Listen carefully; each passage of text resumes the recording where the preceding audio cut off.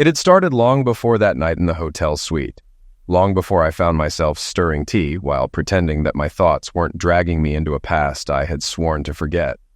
There was a time when my life followed a different rhythm, one built on careful decisions, controlled risks, and an unshakable sense of direction. I had been the kind of man who set goals and met them with precision, never allowing emotion to interfere with logic. Business was my domain, and I had mastered it. But love had been a lesson in destruction. Even before my marriage crumbled, I had begun to sense the slow erosion of something I couldn't quite name. It wasn't the grand betrayals that signaled the end. It was the small things, the missed glances, the rehearsed apologies, the moments where silence spoke louder than words. I'd convinced myself that compromise was the key to longevity, that if I simply adjusted my expectations, I could hold on to the illusion of stability. But illusions don't last. And when the truth finally surfaced, it left behind a void I had no idea how to fill. I threw myself into work, into wealth, into distractions that numbed rather than healed. And yet, despite everything, despite the distance I had placed between myself and the pain, it followed me. While idly preparing dinner in my luxurious hotel suite, I found myself deep in thought, reflecting on the twists and turns my life had taken. I had told myself countless times that I had moved on from my ex-wife's infidelity, that I had left the pain behind. But the truth was, the scars were still there, buried beneath layers of denial. No matter how much time had passed, the betrayal lingered like a ghost I couldn't shake. My therapist once compared my emotional state to post-traumatic stress disorder, a suggestion that initially left me feeling frustrated and, frankly, insulted. How could the devastation of a broken marriage be equated to the horrors of war? The idea seemed ridiculous, even offensive. I wasn't just taken aback, I was embarrassed. It made me feel weak, as though I lacked the resilience to handle something as ordinary as infidelity without unraveling. But after months of therapy, I had to accept the reality. Trauma affects people in different ways. There was nothing shameful about my struggle, or at least not enough to justify the guilt I carried. Still, to ease my conscience, I had donated $1 million to organizations supporting veterans battling PTSD. Maybe it was my way of making peace with a comparison I had once rejected. Regardless of the reasoning, one thing remained clear. I wasn't about to give up on therapy. That said, when it came to my therapist's advice on relationships, whether it was about settling down again or simply engaging in casual flings, I didn't exactly take it to heart. I had decided that my own hand was the only thing I could truly rely on. It wouldn't betray me, deceive me, or leave me broken. For now, that was enough. As I absently stirred my tea, I forced my thoughts away from the unease and insecurity tied to my ex-wife's affair. Instead, I focused on what lay ahead. You've got a whole life in front of you, I reminded myself. You're only 34, not bad-looking if the way women at the office react is any indication.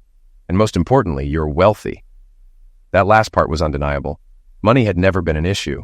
I'd been born into privilege but hadn't coasted on my inheritance.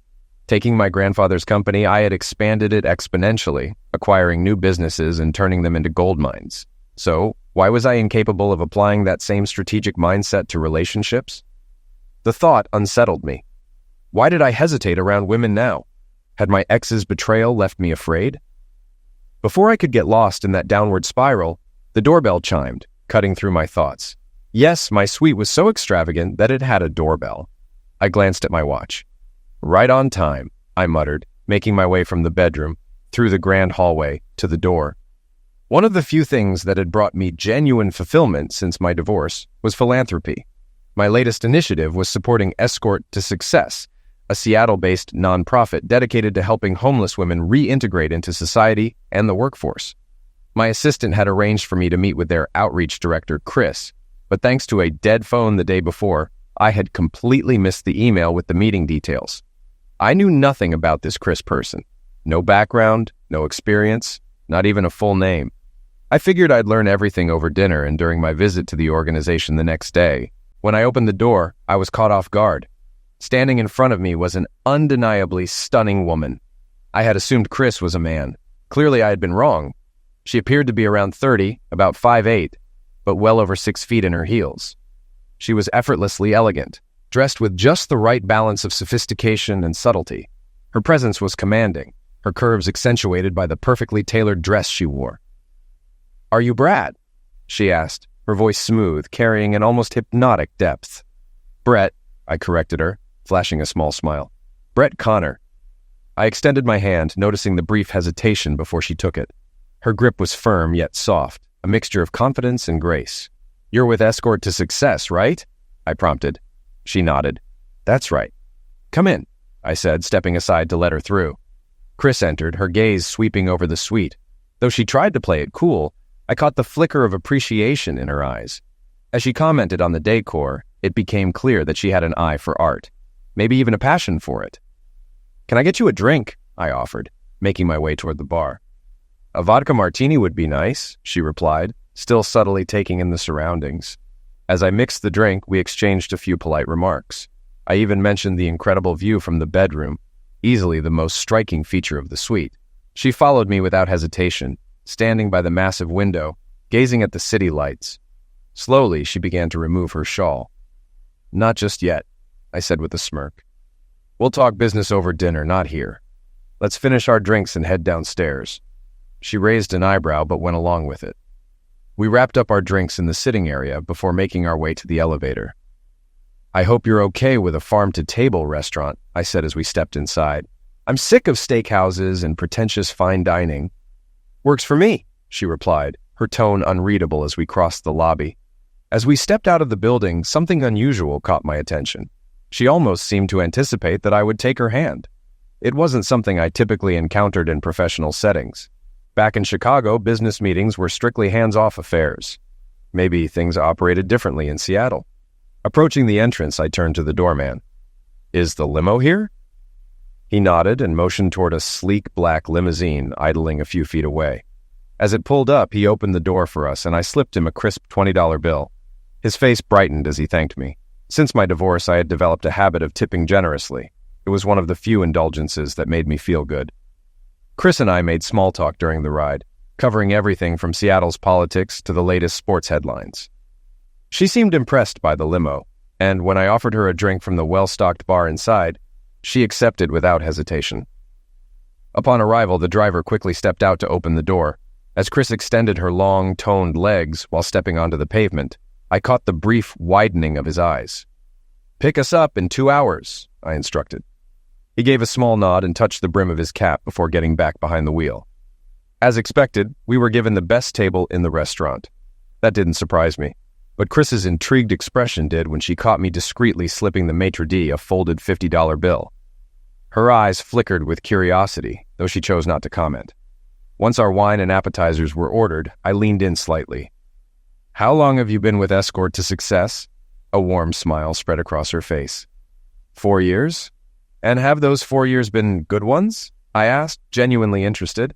She hesitated briefly, as if surprised by the question, then replied, "It's fine. Not as fulfilling as my previous work in the art world, but after the industry took a downturn and I got laid off, I couldn't find another job. I had bills to pay, and I'm raising 2 little girls on my own." She explained that before switching careers, she had been involved in the arts, a field she clearly had a passion for. Now she was a single mother, with no father figure in her daughters' lives. "Do you make more now than you did in the arts?" I asked, sensing an underlying implication in her words. She paused, looking momentarily unsure of how to answer. "Yes," she eventually admitted, though her response seemed oddly uncertain. I leaned back, studying her face. "What are your primary fundraising methods for Escort to Success?"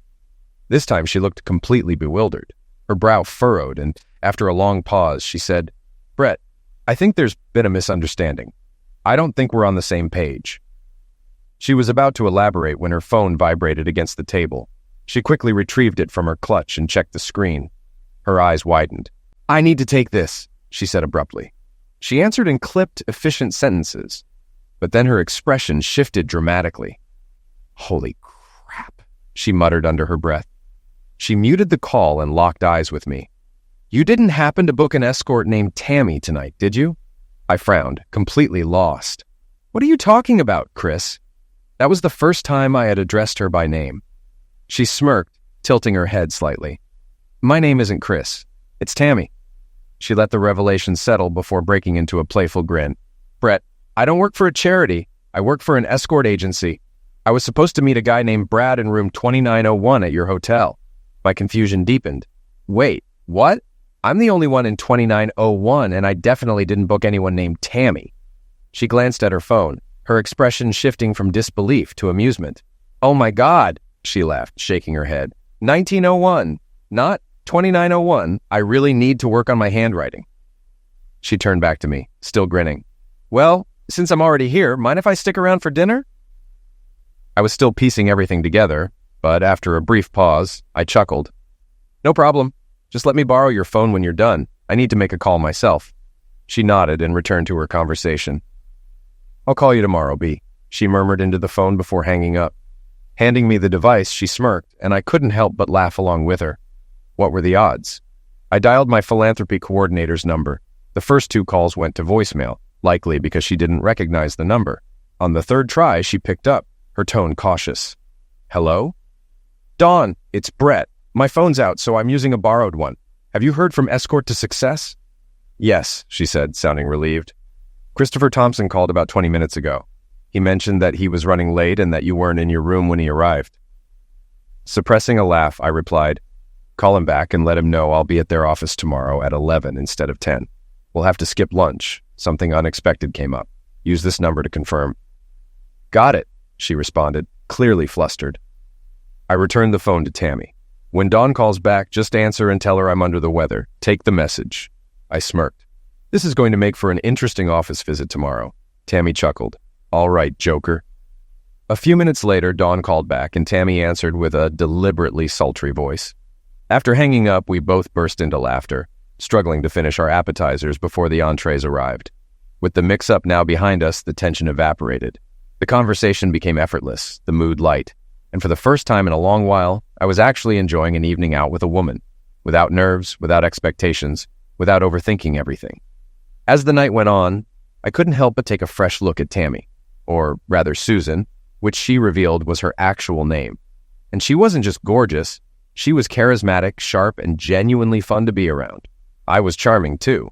Maybe it was the sheer absurdity of the situation, or maybe it was because, for once, I wasn't pressuring myself to be someone I wasn't. Whatever the reason, the usual anxiety I felt in social situations had vanished, at least for tonight. By the time we wrapped up dinner, more than 2 hours had passed. Without my phone, I had no way to reach the limo driver, so I stepped outside, scanned the area, and quickly spotted him parked a short distance away. With a simple wave, I signaled him over, and as he pulled up, I handed him 2 crisp $100 bills. His face immediately brightened. Appreciate it, sir. Back inside, the restaurant staff didn't seem to mind us lingering a little longer, likely thanks to the generous tip I had left earlier. When we finally got up to leave, Susan reached for my hand, giving it a soft squeeze before leaning in and pressing a delicate kiss against my cheek. This is the best time I've had in ages, she murmured, her voice carrying an emotion I hadn't expected. Her eyes glistened slightly under the dim restaurant lighting. I met her gaze, sensing there was more behind her words. It's been a long time for me too, Susan. But what's with the tears? She let out a quiet sigh, shaking her head with a small, wistful smile. Because despite everything, you treated me like I mattered, like I was someone you genuinely wanted to spend time with. I frowned slightly. Why wouldn't I? Everyone has their own talents, their own worth. I have my strengths and you have yours. That makes us equals. For a moment, she just looked at me, then her lips curled into a playful smile. She leaned in again, brushing another kiss against my cheek before murmuring, I'd offer you a freebie, but my nanny expects me back by midnight. As I held her gaze, taking in the mischievous glint in her eyes, the sultry smile, and the effortless confidence she carried, something clicked inside me. I wanted her. Not just in a passing way, but with an intensity I hadn't felt since my divorce. That realization shaped my next words. If I send another $200 to your nanny, can she stay overnight? Susan raised an eyebrow, amusement flickering across her face. Without missing a beat, she pulled out her phone, dialed a number, and spoke casually. Cheryl, plans changed. If I throw in an extra $200, can you stay the night? Yeah, I'm serious. Perfect. Call your mom. If I don't hear back, I'll assume it's a yes. She hung up and turned back to me. What time do I need to be home? 10, I answered without hesitation. She smirked. 10 it is. Without another word, she made another quick call. Mrs. Johnson, can you come by earlier tomorrow so I can get the girls to school? There's extra money in it for you." She ended the call and looked at me with an amused expression. I raised 2 fingers. "Another $200 for her, too." Susan laughed lightly. Then, after a final brief conversation on the phone, she slipped it back into her purse and grinned. "All right, let's go." As we slid into the limousine, she leaned in closer, her voice taking on a sultry edge. "I haven't given anyone a freebie in years, but I am actually looking forward to this. My rules, though." The slow smirk spread across my lips. "That's fine. Just know, I plan to take my time with you, and I promise, you won't forget this night." The ride back to the hotel was smooth, the driver grinning as I slipped another 100 into his hand. By the time we reached my suite, we could barely keep our hands off each other. In the hallway, her back pressed against the door as I kissed her deeply before effortlessly lifting her into my arms and carrying her inside. What followed was pure indulgence, an intoxicating mix of passion and pleasure so consuming that for the first time in years, I felt completely at peace. Not even with my ex-wife, someone I had once loved, had it ever felt this electrifying. Susan was more than just stunning. She was skilled. She did things to me I hadn't even imagined possible. 3 rounds between midnight and 8 in the morning, and still, I wasn't satisfied. Despite barely sleeping, neither of us felt drained the next morning. If anything, we were still riding the high from the night before. We ordered breakfast in bed, then took a long, playful shower together before the food arrived. When the waitress brought in our order, her knowing smirk made it clear she could guess exactly what had gone down. The $20 tip I gave her only widened her grin. In the morning light, with her damp hair cascading over her bare shoulders and her face free of makeup, Susan was even more breathtaking than she had been the night before. We laughed between bites of food, stealing kisses and playful touches, neither of us wanting the moment to end. As she got ready to leave, since she needed to be home by 10, I felt something shift inside me. For the first time, I saw things clearly. "Susan," I said, watching as she adjusted her dress, "is there any chance for something real between us?" She paused mid-motion, staring at me like she wasn't sure if she had heard correctly. At first, I thought she might laugh it off, assume I was joking.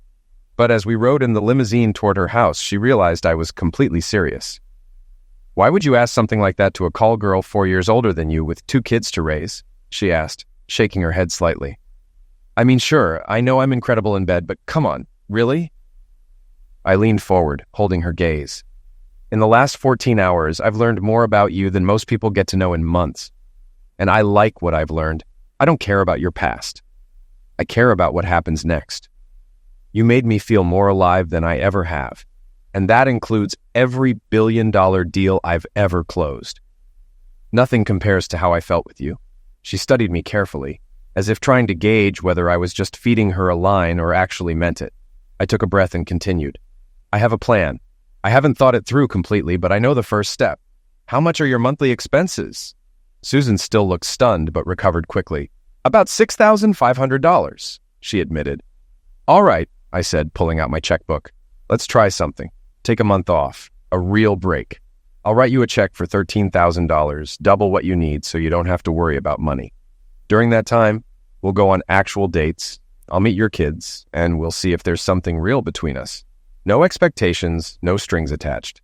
The money isn't for anything. It's just so you don't have to stress over bills while we figure this out. What do you say?" She blinked at me, her expression unreadable. "You're actually serious, aren't you?" "As serious as a heart attack." For a long moment, she didn't say anything. Then, slowly, she glanced from me to the checkbook in my hand. "A month," she murmured. "What do I have to lose?" After a brief moment of hesitation, she reached into her purse, pulled out her phone, and pressed a speed dial number. "Hey, Bea, it's Tammy. Listen, can you find someone to cover my shifts this week and make sure I'm off the schedule for the next 31 days? I'm taking a sabbatical. And if Simon has a problem with it, remind him that I have other options." She paused, listening to the response. "Great. Just confirm with me before noon. Thanks." As she ended the call, I smirked. "You know, I still don't even know your last name." "Susan Collins," she said, flashing a smile. I scribbled out the check and handed it to her. She stared at it for a moment, almost as if trying to convince herself it was real. Just then, the limo rolled up in front of her apartment.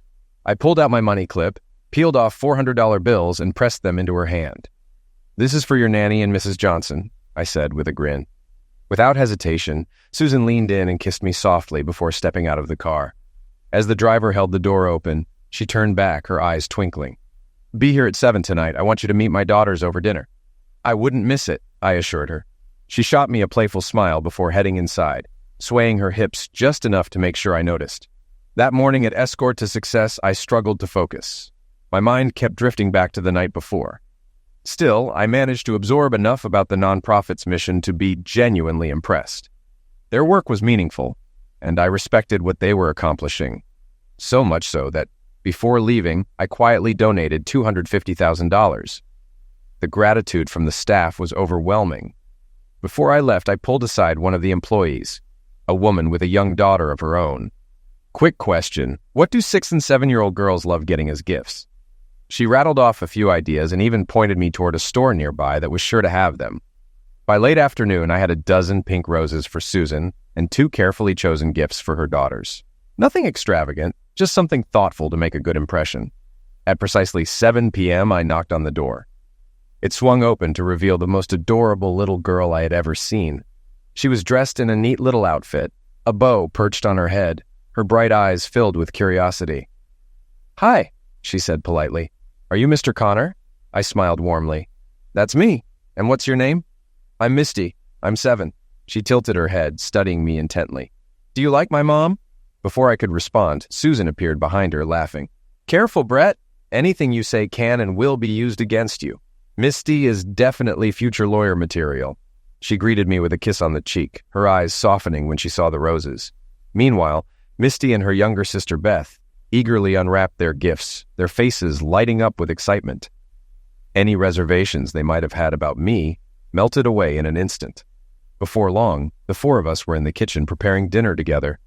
Well, mostly the girls were. I was quickly learning that Misty had appointed herself the director of operations in this household. By the time we sat down at 7:45, it felt like I had known them forever. Dinner was lively, thanks to Misty's endless stream of questions. Some were amusing, some a little too insightful. Then came the one that caught me off guard. "You know, Mr. Connor," she said, pausing with her fork halfway to her mouth, "Mom never has men over for dinner. She must really like you." Susan nearly choked on her drink while I let out a laugh. "Let's just say she pleads the 5th on that one." Beth scrunched her nose in confusion. "What does that mean?" "It means I'm choosing not to answer," I replied, flashing a smirk. Susan shook her head, clearly entertained, and we continued eating. The food was excellent. After dinner, we all pitched in to clean up, and it was obvious Susan had raised her daughters well. They took their tasks seriously. As we chatted afterward, I took in my surroundings. Susan's apartment was simple but elegant, every piece of decor carefully chosen. She had an eye for aesthetics, no doubt a remnant of her past in the art world. Eventually, it was bedtime. Susan sent the girls to get changed, and a few minutes later, they reappeared in pajamas, ready to wind down. Beth hesitated for a moment before approaching me, clutching a book to her chest. It was Dragons Love Tacos. "Will you read to me in my room?" she asked, her voice small but hopeful. Susan started to protest. "Honey, Brett and I are about to have an adult conversation.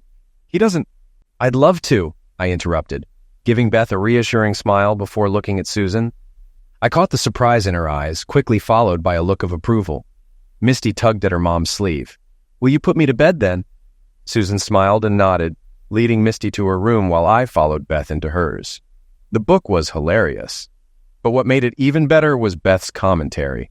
She had memorized the whole thing. Whenever I stumbled on a word or misunderstood an illustration, she was quick to correct me. When we finished, I leaned down and kissed her forehead. "Good night, Beth." As I moved to turn off the light, her small voice stopped me. "Are you coming back, Mr. Connor?" I chuckled. "You can count on it, sweetheart." When I returned to the living room, Susan was waiting with 2 glasses of wine. She handed me one, sighing dramatically.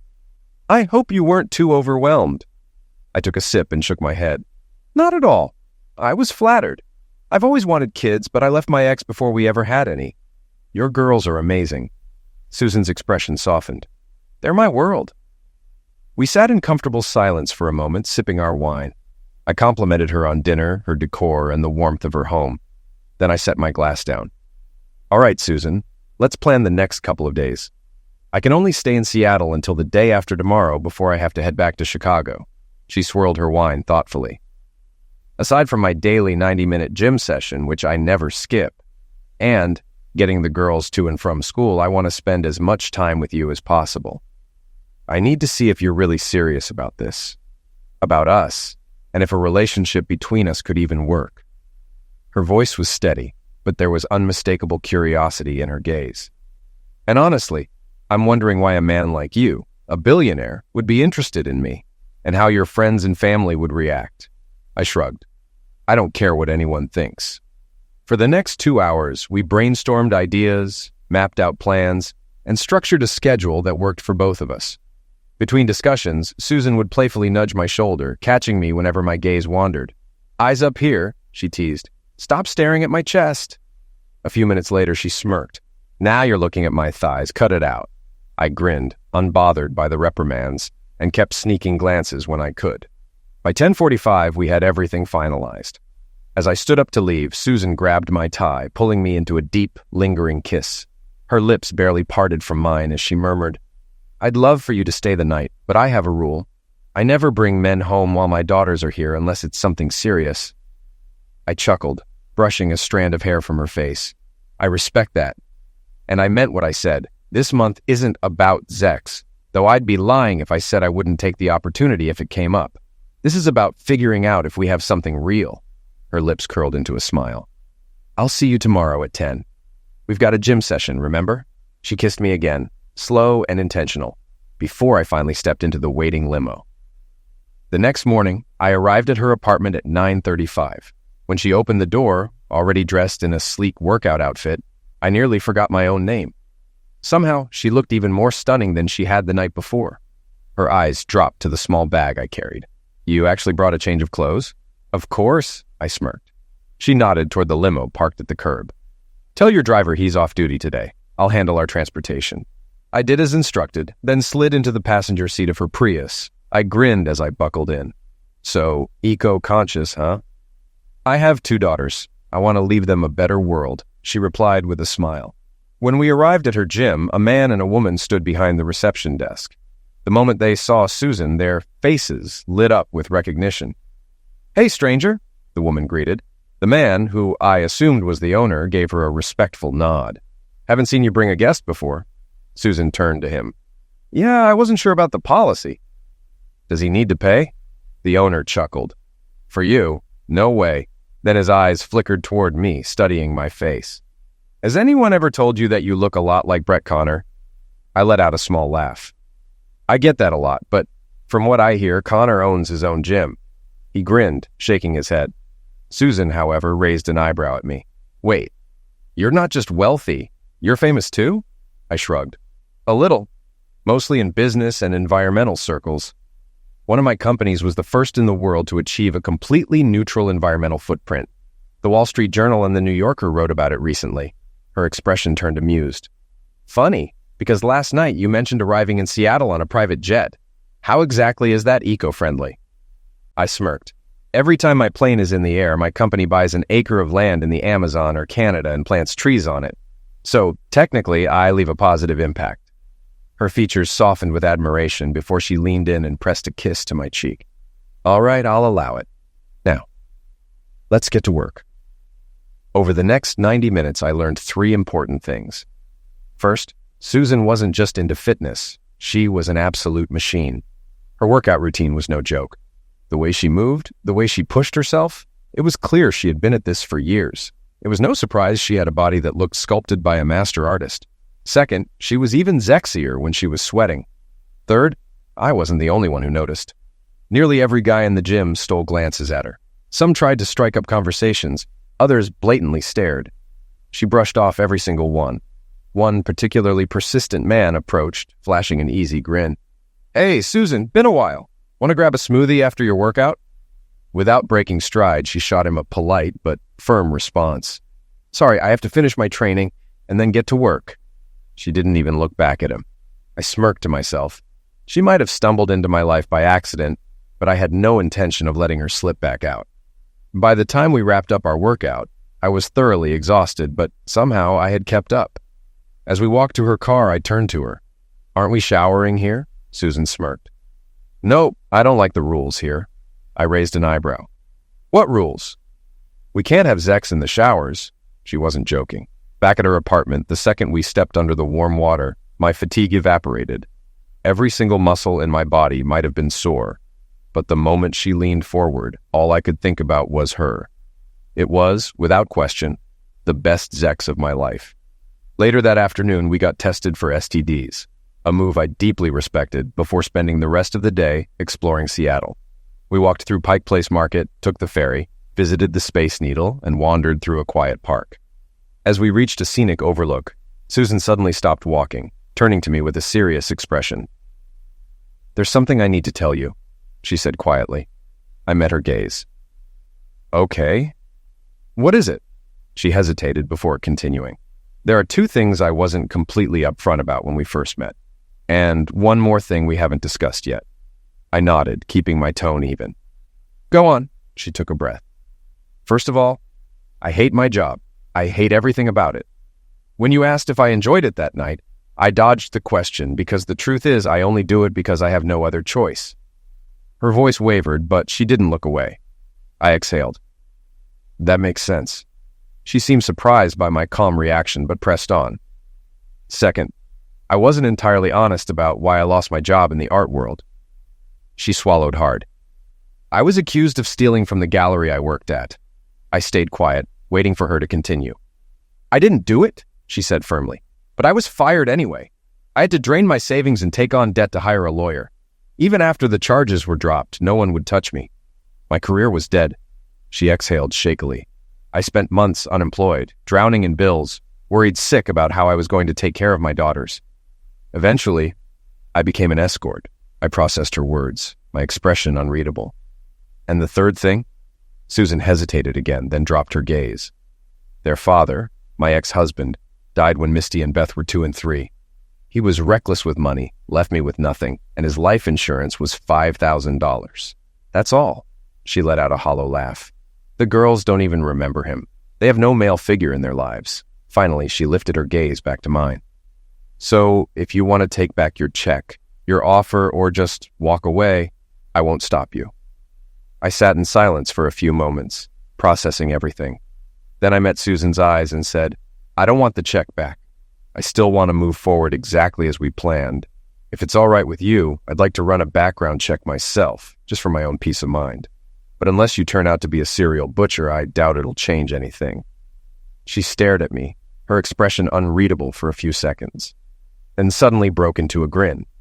Instead of shaking my offered hand, she pushed it aside and kissed me. That evening, we picked up her daughters from school and spent the night together as a family. The next morning, I ordered an expedited background check. A week later, the results came in. Everything Susan had told me was true. The only thing she hadn't known was that the real thief, one of her former co-workers, had been identified. He had fled the country, which explained why the charges had quietly disappeared. When I told Susan, she was relieved, but also furious that no one from her old job had ever informed her. Friday and Saturday were nothing short of incredible. I managed to handle a few business matters remotely, but most of my time was spent with Susan and her daughters.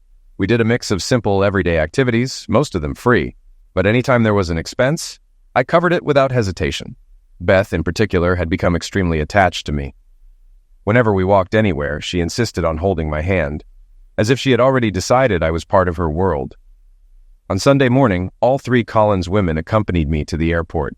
Misty and Beth hugged me tightly, and Susan kissed me, passionate, but trying to be discreet. She failed, of course. The girls giggled as I walked away, whispering to each other like we couldn't hear them. The following week, I convinced Susan to find a babysitter and fly to Chicago for a few days. Despite my wealth, my home wasn't an extravagant mansion. It was comfortable, sophisticated, but not excessive. The only exception was my art collection, which Susan immediately gravitated toward. I could tell she appreciated the restraint in my lifestyle. She stayed from Tuesday to Thursday, and although the nights weren't as wild and adrenaline-fueled as our first together, they were even better. The closeness between us deepened. It meant something now. While I was at work, I made sure she had a driver and access to any art galleries or exhibitions she wanted to see. I even pulled a few strings to get her private viewings of collections that weren't open to the public. The following week, during a phone call, I suggested she bring Misty and Beth to Chicago for a visit. "But they have school," she protested. "And their school doesn't allow unexcused absences. This could be bad for them, and for me." I chuckled. "Susan, the saying, 'money can't buy happiness,' is absolutely true, but money can buy almost everything else. Give me the director's name and number." With some reluctance, she provided it. One phone call later, their absences were excused, and the school even prepared all their assignments in advance. In return, the school received a brand new, state-of-the-art audiovisual system. Misty and Beth fell in love with Chicago. The energy of the city fascinated them, and they adored the parks, museums, and activities. The trip was filled with moments of laughter and excitement. Even though Susan and I maintained the illusion of sleeping in separate bedrooms, and even though our bed life was considerably tamer with her daughters in the same home, I still wouldn't have traded the experience for anything. On Saturday, I decided to take a significant step, one Susan was hesitant about, but ultimately agreed to. We were going to meet my family. That meant my socially elite parents, my younger brother and his wife, my favorite cousin and her husband, and their children. It wasn't going to be an easy introduction, but if Susan and the girls were going to be part of my life, they needed to meet the people in it. To ensure Susan felt confident, I bought her an outfit that perfectly balanced elegance and allure. As for Misty and Beth, they were given free rein to choose their own dresses, completely ignoring every suggestion Susan and I made, of course. Susan was effortlessly charming, Misty was full of curiosity, and Beth was adorably quiet, but observant. Overall, the evening went better than I expected.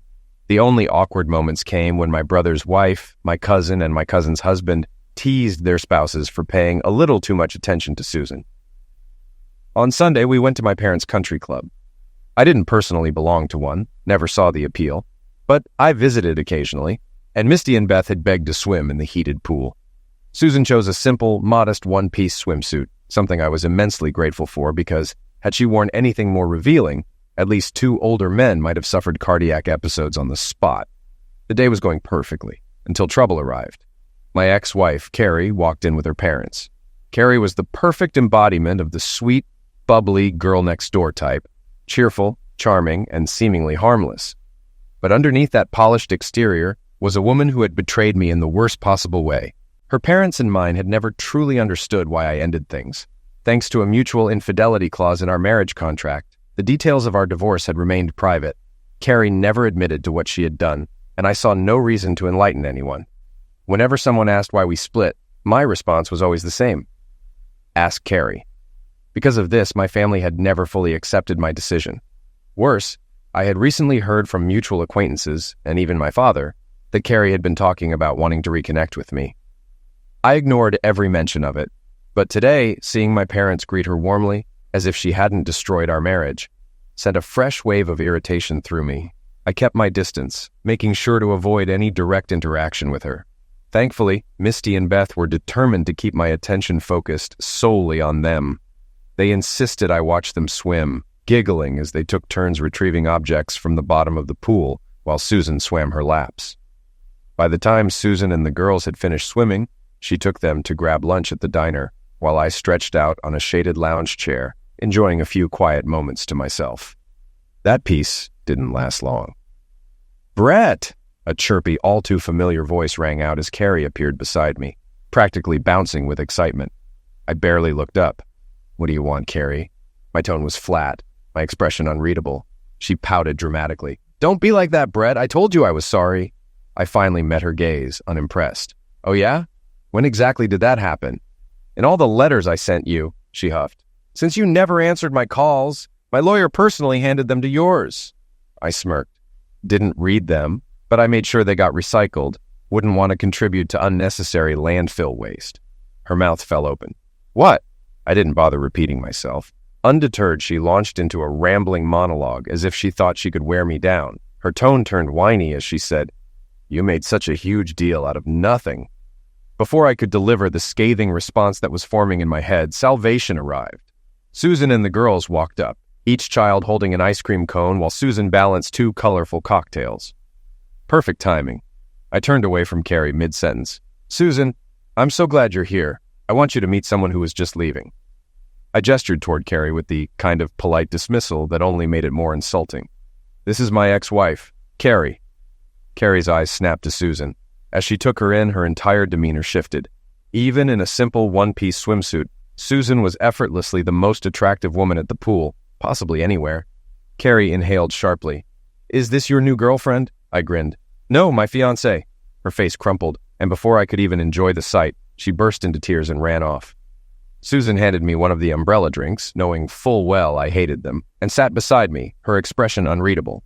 For a full minute, she said nothing. Then, in a tone so monotone it sent a chill down my spine, she finally spoke.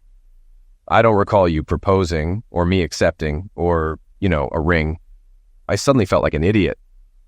Susan, listen," I stammered.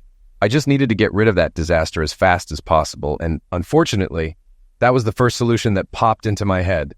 I'm sorry, what can I do to make it up to you?" She narrowed her eyes. "Tell anyone she tells, and anyone who asks, that it was a lie." "Done," I agreed immediately. "And a 30-minute back massage tonight. No funny business until it's completely finished. Understood?" "Got it." Susan didn't say anything else, and when the girls returned, the moment passed, and everything went back to normal. But that night, I delivered on my promise. 30 full minutes. No distractions. What came after? Absolutely worth it. Even though I was exhausted, I felt a surprising pang of disappointment when Susan and the girls left early Monday morning to return to Seattle in time for school. Any doubts that she was still annoyed about my fiancé comment disappeared when she kissed me goodbye, slow, deep, and lingering. Misty and Beth, on the other hand, were openly miserable about leaving, pouting the entire way to the airport. I was set to fly to Seattle on Wednesday evening. Until then, I called my 3 favorite girls, Susan, Misty, and Beth, every night. On Wednesday afternoon, while I was tying up some last-minute work, my assistant buzzed my office. "Sir, your father is on his way up." I frowned. That was unusual. I ran nearly every aspect of our companies, so if my father ever needed something, it was typically resolved over the phone. That said, this wasn't entirely unprecedented, so I didn't think much of it. The moment he arrived, he didn't bother knocking. He never did.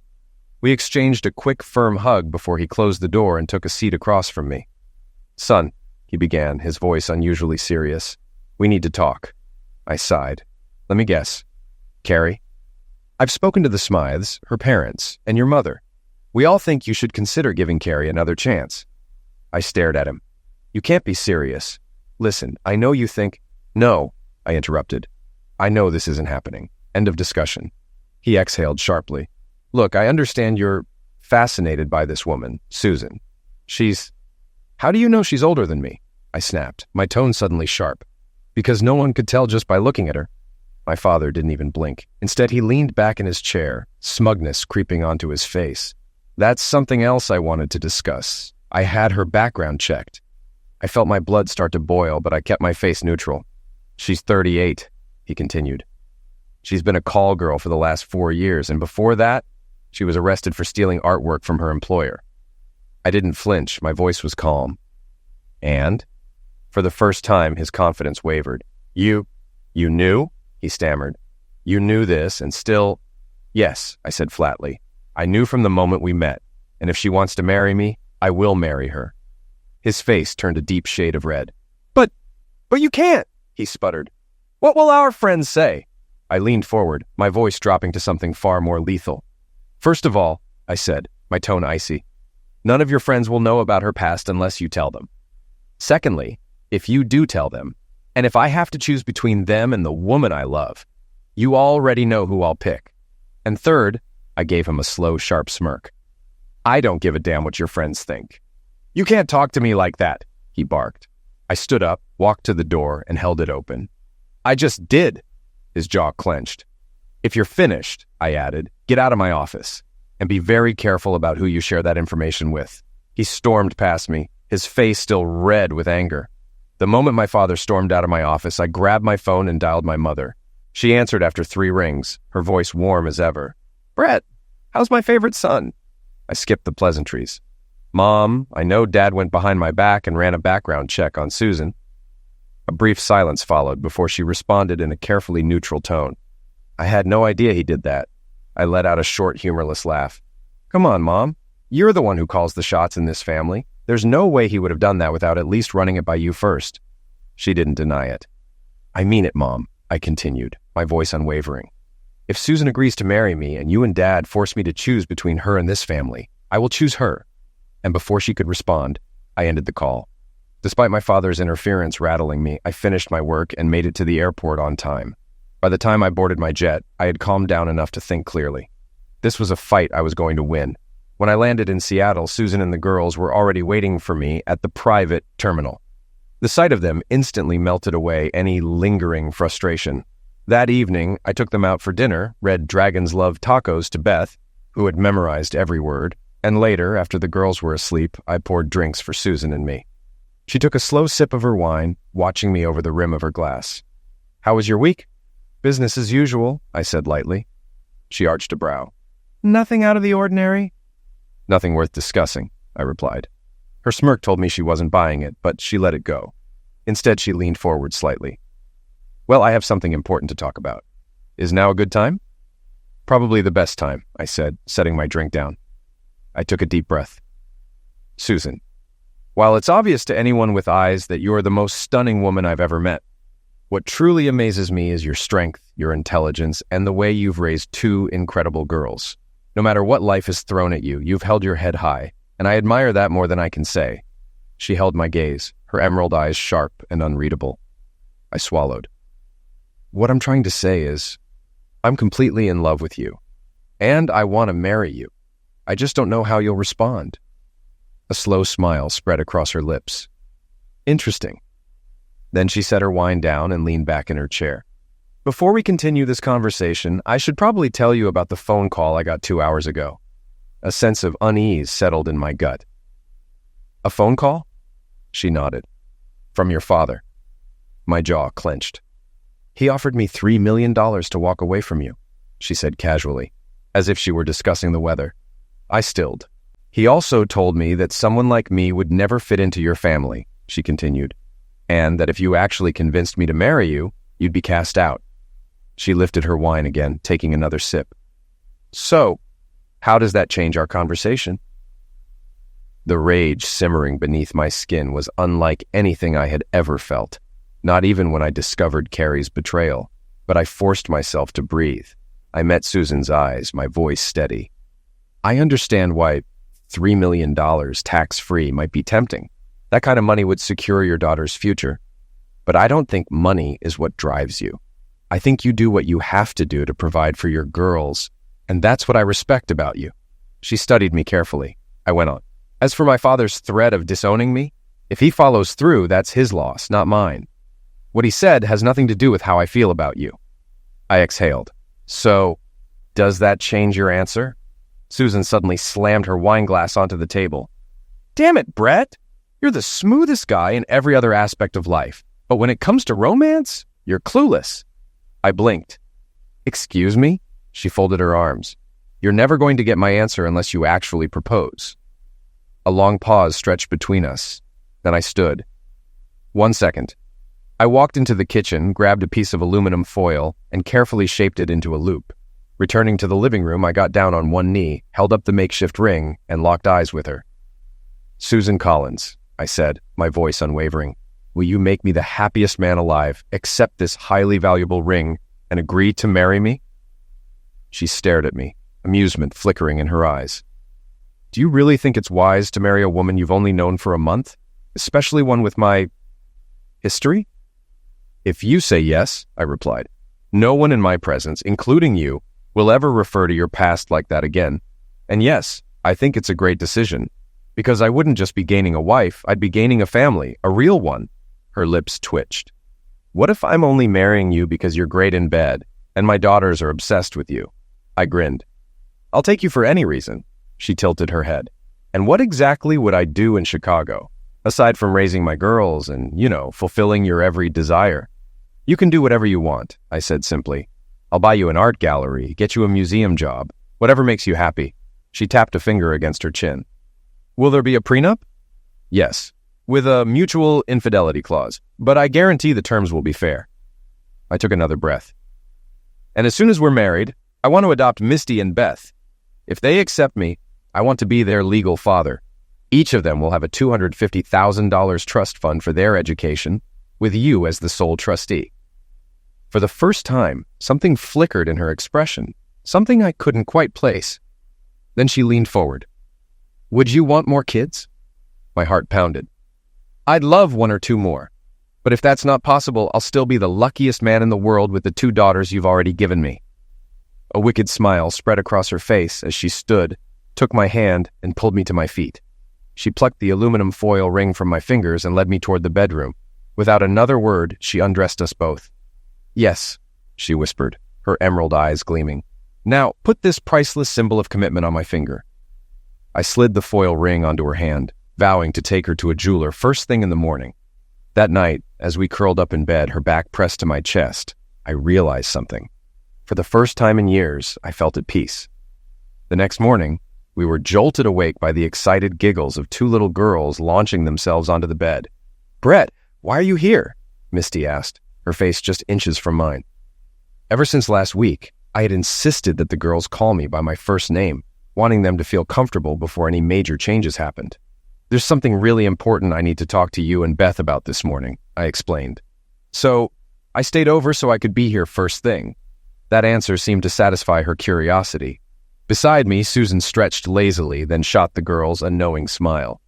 "Go eat breakfast, you two. We'll be out in a few minutes." As soon as they scampered off, I turned to Susan. "So, you really meant it? You're actually marrying me?" She simply smiled, lifting her left hand and wiggling her fingers so the aluminum foil ring caught the morning light. Taking a deep breath, I said, "With your blessing, I'd like to ask the girls separately if they'd be open to letting me adopt them." Susan's eyes filled with unshed tears. "That's incredible. They would love that. I would love that." She wiped at her eyes, shaking her head. "If today wasn't a school day, you'd be getting a very special thank you for saying that." I smirked. "Maybe after they leave?" She grinned. "Maybe." Since it was still early, I had enough time to talk to each girl before school. I started with Misty. She was the more cautious of the 2. Beth had already made it clear she wanted me to be her dad. Sitting across from Misty at the breakfast table, I took a deep breath. "I have something important to ask you." She looked up from her pancakes mid-bite. "Okay." "Your mom has agreed to marry me," I told her.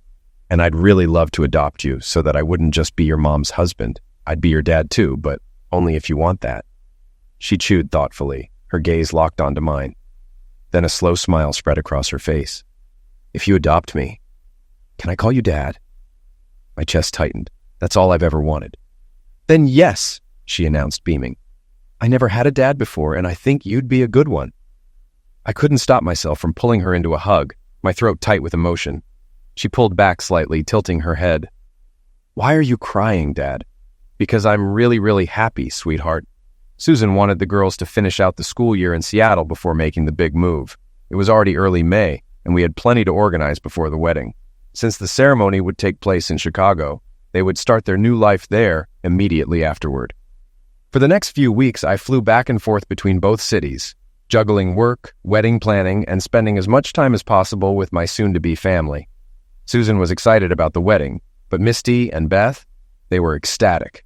The moment they found out they'd be flower girls, they were practically bouncing off the walls. "Whatever you want for the wedding, just go for it," I told Susan one evening. "What's the budget?" she asked. $500,000. Her eyes widened. "That's insane. Let's cap it at 100,000. The rest should go to charity as a wedding gift from us." She paused. "Also, no gifts. Let's list 3 charities on the invitations instead." I sat back stunned. I didn't think it was possible, but I fell even harder for this woman. Once we set the wedding date, 2 weeks after the girls' school ended, I sent an email to my parents. No calls, no visits, just an email. "Susan and I are getting married in June. If you want to attend, let me know at least 10 days in advance. However, Dad must first apologize to both me and Susan for his disgraceful phone call. If not, we will only discuss business moving forward." A day later, my parents confirmed their attendance. Susan's parents did as well. She had been estranged from them for years, ever since they discovered how she had been supporting her daughters. But, unsurprisingly, the moment they found out she was marrying a billionaire, their opinions mysteriously changed. On our wedding day, I swear Susan was the most breathtaking bride in history, and Misty and Beth, they were the most adorable flower girls I'd ever seen. The honeymoon in Aruba? Even after 10 years, thinking about it still sends a shiver down my spine. We wasted no time starting our next chapter. Our son was conceived in Aruba. Our daughter, she likely came from a trip to New Zealand 2 years later. Today, Misty and Beth are 16 and 17. They've grown into two of the most well-adjusted, intelligent young women I've ever met. Top-tier universities are in their future, and I have no doubt they'll make a mark on the world.